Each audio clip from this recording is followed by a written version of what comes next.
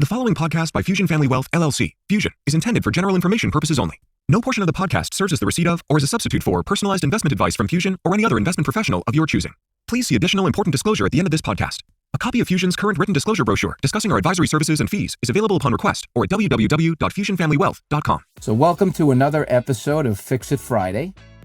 I'm your host, Jonathan Blau, and today I'm going to pull back the curtain on private investments, which are exclusive deals that the biggest firms on Wall Street like Blackstone, Goldman Sachs, and BlackRock are so eager to put into our portfolios, all under the shiny banner of what they call democratization of private investments. So what does that even mean? So until recently, private investments are just simply investments that don't trade or aren't available on the public exchanges like the New York Stock Exchange, the same way you might buy shares of IBM or Apple Computer. So that's what a private investment is. They're only available through avenues that are not on the public markets. And what you're going to learn today is that, in my opinion, what the big firms are doing is not suddenly having a warm heart and saying, why are we holding back the investment public who aren't among the wealthiest from getting the opportunity to invest in these wonderful private investments? Let's open it up. Let's democratize it so that everybody can participate. I don't think that's actually what's behind the effort to, quote, democratize. So let's talk about it. Let's lift the curtain a little bit. Today, it's just going to be me and you, no guests. And there's going to be some straight talk that nobody on the podcast here will hear at their favorite country club. Welcome to the Crazy Wealthy Podcast with your host, Jonathan Blau. Whether you're just starting out or are an experienced investor, join Jonathan as he seeks to illuminate and demystify the complexities of making consistently rational financial decisions under conditions of uncertainty. He'll chat with professionals from the advice world, entrepreneurs, executives, and more to share fresh perspectives on making sound decisions that maximize your wealth. And now, here's your host. So first, let's remind ourselves, why are private investments so seductive for the wealthy? So there's something called affinity bias. Remember, a bias is just a tendency to think a certain way, kind of innate. And what affinity bias is really based on is our need to feel part of a tribe as a survival instincts over the evolution of human nature. And if we think that a certain investment will reflect our status that we want to reflect and will make us look like we belong to a certain group we want to belong to, then we're going to actually want to make the investment. We'll have a tendency to want to make the investment, even without really surveying whether or not the investment makes sense for us in practical terms. And so affinity bias makes us crave membership in the right clubs. We're drawn to things that reflect that image that we have or the one we want others to believe we have.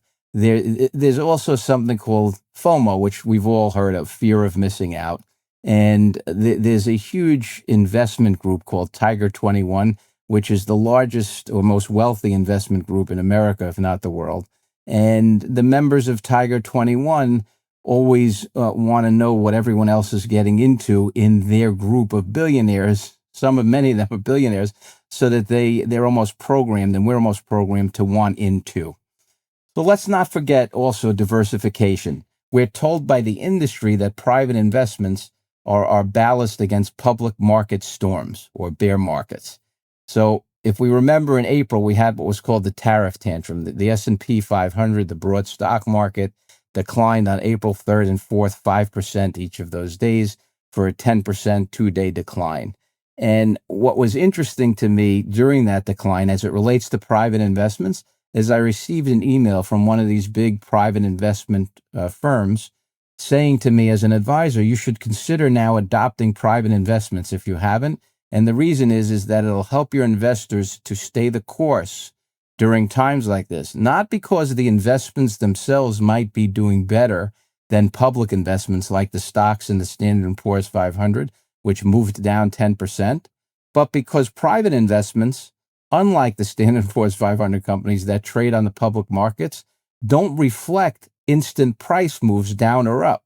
It usually takes about a quarter for the investments in private companies to be updated. So the investor basically is saying to me, would be fooled into believing that this private investment did better simply because it didn't reflect the current dislocation in the market and won't do so for another quarter. I was almost, I had to read it a few times to believe what I was being told to sell to my clients. So at the end of the day, it's important to remember as far as diversifying against volatility or up and down temporary moves in the number of dollars in our portfolio because of market dislocations or bear markets, that in our view, and this is important, volatility or up and down movements isn't risk any more than a market dip or a temporary decline is a permanent loss. So we need to challenge these narratives in order to succeed as investors. So let's talk about the real reason now that some of these big private investment firms are so obsessed with opening up private investments to the mass investor, especially our 401ks. This is where the agenda gets a little interesting. So let's take Larry Fink, who's the CEO at BlackRock, the largest seller of private investments. And they're a public company. They trade on the stock exchange. So on the surface, it looks like they're doing a public service, BlackRock, giving everyday investors like you and me the keys to the same kingdom that were previously reserved only for institutions like pension funds and the ultra wealthy. But when we dig deeper, you'll find something else may be at play. BlackRock, Blackstone, and their peers have raised staggering amounts of capital or money for private markets over the many years. And traditionally, their playbook involved investing in private companies, massaging them, nurturing them, making them even more profitable, cutting costs, and then benefiting by selling those private companies to the public through what's called an initial public offering or an IPO. That's simply when the public company begins to trade on the stock exchange like an IBM might, and they can profit by having that happen. Well, what's happened in recent times is the IPO or initial public offering market has actually slowed to a crawl, if not dried up completely. And so there simply aren't enough companies going public to absorb all of that private money and private capital. When we add to that the slowdown that's occurred in the traditional fundraising channels, so for example, endowments, foundations, and other institutions that typically would buy private investments, they have become more selective because also the pie of private investments has not been growing, it's been shrinking. And so what's happening is there's a need to find new buyers of the private investments. What's happened is a lot of the funds that hold private investments today at the big firms are actually stuck with investments that they can't unload readily right now. So what's the solution then for these asset managers who can't unload these investments? It's simple. They need a new exit ramp. Enter our 401ks. By democratizing access, what they're really doing is unlocking trillions of dollars. Almost 10 trillion is the number I recently saw of the value of 401k plans in retirement savings. That gives them a fresh pool of buyers for assets that are otherwise stuck in illiquid private funds. So their true wealthy clients that they really want to serve with private investments now might also have an exit ramp through the 401k plans. So essentially, when they say they want to help you diversify, what they really need is your money or capital to buy what they can't easily sell elsewhere. It's not just about growing your wealth. It's about solving their own liquidity problems and potentially at your risk. So if we think about fundraising, with traditional sources drying up, direct access to retirement accounts is like a golden goose because every paycheck deposited into our 401k could be one more stream supporting the illiquid private portfolios, making up for institutional money pulling back and the public market bottleneck, meaning not being able to bring these private companies through initial public offerings to cash out.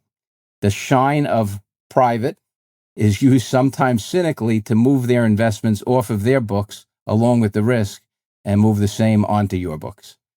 So let's take a quick detour into what are called CMOs, or collateralized mortgage obligations. And this is a little bit of a personal story among my 35 plus years of experience in the business. What these collateralized mortgage obligations were is a fancy term for loans to people who were underqualified buyers of homes, and who wanted to put very little money down to buy these homes. This was happening in 05, 06, 07. And so I'm saying this tongue in cheek, but basically what was happening is people who are underqualified, let's say to borrow 10% down or $50,000 to buy a $500,000 home, were writing their income. Let's say they said they make $500,000 a year and their assets or investment value of $2 million on the back of a napkin, giving it to the banker, and then they were approved for the loan. So now there were all these risky loans. And if loans in terms of a risk scale, A would be the least risky loan I'm making, so someone who really had a good chance of paying me back, and D would be the riskiest, someone who really had very little chance. A lot of these were said to be C-type loans on average. But what the industry did is they figured out through magic alchemy to take these loans. So when Citibank, for example, would make a loan to someone of $50,000 to buy a $500,000 home, Citibank would make the loan. That becomes an asset on their balance sheets. In other words, that's on their inventory shelf, a loan that's worth something. They could sell that loan to a third party. So let's say they sell it to Goldman Sachs. Goldman Sachs now takes all of these underqualified C-rated loans, puts them in a fund, and then they sell it to the public. And when they sell it to the public in the fund, the conspirator back then in 08 and 09 was Standard & Poor's. Standard & Poor's is one of the top agencies that rates these types of investments or loans. So they can be rated from AAA all the way down to D, and maybe even less. So what happened is they put all these loans into a fund that was C-rated or so, and because they were all together, somehow S&P said, oh, now it's a AAA fund. And essentially, we all know what happened. That's actually what brought down the whole global financial system in 2008 and 9. So at Citigroup, where I had been employed at the time, they had a fund called the Falcon Fund, which was a fund that aggregated all these loans. And they said to advisors like me and the wealthy clients that we served that we should be telling our wealthy clients that the Falcon funds offered about, at the time, I think it was about a 7% yield, which was a very high yield, but with the same risk as a riskless bond investment or a U.S. Treasury. And of course, that sounded too good to be true, but they made it sound like they had some magic and this would be available at other firms like Goldman Sachs, for example. And if we didn't present it to our clients, the clients would find it elsewhere and we could potentially lose a client. And so who ultimately suffered the losses there was investors. So the big firms put these collateralized mortgage obligations into a fund, repackaged them, got the risk off their books to the investors, and eventually, as an example, the Falcon Fund went to zero. Citigroup settled with the clients for about 50 cents on the dollar. Otherwise, the clients really lost everything. So this case serves as a cautionary tale about the risks associated with complex structured products known as private investments, especially when transparency is lacking and due diligence is overlooked. So what can we do? Now, what we really need to do as investors, we need to focus on our goals. We shouldn't be swept up by the herd mentality or the pressure to follow what sounds like the next big thing. Remember, sometimes the word private just means they're dressing up a problem in a tuxedo. So if you don't know what you're buying or can't explain it, or why you're being sold it, you should always take a step back. That's the golden rule. So I'm now going to leave you with my 6 pillars of successful investing. The first 3 are principles or investors' attitudinal approaches to investing that occur in the mind of the investor rather than inside the portfolio. And those 3 principles are faith in the future, patience, and discipline. I'll elaborate on this in a moment. The last 3 pillars are methods of managing the portfolio itself. And those are asset allocation, which is how we spread our cash among investments in either stocks or bonds. And then there's diversification, which really relates to the extent we have either stocks or bonds, which bonds do we have in the bond portfolio to diversify it? And which stocks do we have in the stock portfolio to diversify it? So there's allocation, stocks versus bonds. There's diversification, which stocks within the asset class stocks. And then there's rebalancing. When we have a target, let's say 70% target a portfolio to stocks, and stocks become 80%, we might want to rebalance, right? So we want to steal from the rich and give to the poor. We don't want to let things grow disproportionately larger than their targets. So the first three principles are much more important because principles dictate the practices in the sense that belief always dictates behavior. So the faith in the future, the patience, and the discipline are most important. So if we start with those three foundational principles that shape our mindset as an investor, faith, patience, and discipline, without faith in the future, it's almost impossible for one to succeed as a stock investor over the long haul, because at every bump in the road, they'll perceive it as the road ending and they need to pull off and stop their journey. And if they don't have a faith in the future, they need an advisor or a behavioral investment counselor who can infuse the faith to them every time that it's needed, because without that faith, they won't succeed. The second is patience. So patience is about resisting the temptation to react to whatever is causing us to be afraid at the time, whether it's the pandemic or whether it's a recession or whether it's a bear market. It's okay to feel afraid, but it's never okay to respond by reflecting that fear by changing our investment program or our portfolio in response to it. So in short, patience is about never doing the wrong thing in response to whatever's going on. Discipline is different. Discipline means sticking with what's right always throughout every challenge. So when the pandemic happened, for example, and the global economy shut down for about a year, discipline means if you were saving $10,000 a month into your portfolio of stocks, you should continue to do that. So discipline is continuing to do what's right. Patience is avoiding doing what's wrong. Two different things. So faith, patience, and discipline are the three guiding principles that dictate behaviors. And we already talked about the three pillars that deal with portfolio construction, which again is asset allocation, mix of stocks versus bonds versus cash, diversification within stocks or within bonds, which stocks or bonds do you have to diversify against the others, and then rebalancing, stealing from what's gotten expensive, maybe the U.S. markets versus the international markets, and putting into what's got relatively inexpensive, and continuing to do that all the time. As we wrap up, I want to remind everyone not to take everything at face value. The democratization of private investments, which everybody, even if they haven't read, will now begin to recognize, was written about. I see it every day on the news media or in the newsprint. And so the democratization of private investments sounds empowering. It's going to give the small people like us a chance to get involved where only the wealthiest used to be able to tread. But it's worth questioning who really benefits from this. Stay curious, stay cautious, and keep your eyes open. So with that, I want to thank you for tuning in to today's Fix It Friday. If you found it useful, please hit subscribe, share with your friends, and join me on the next Fix It Friday as we keep tackling the myths and realities of the money world. You can get us on crazywealthypodcast.com. You can also get us on all the traditional venues like Apple, Spotify, and wherever your favorite podcast shows are typically your favorite listens. Thank you for tuning in to another episode of the Crazy Wealthy Podcast. For more insights, resources, and to sign up for our newsletter, visit crazywealthypodcast.com. Until then, stay crazy wealthy.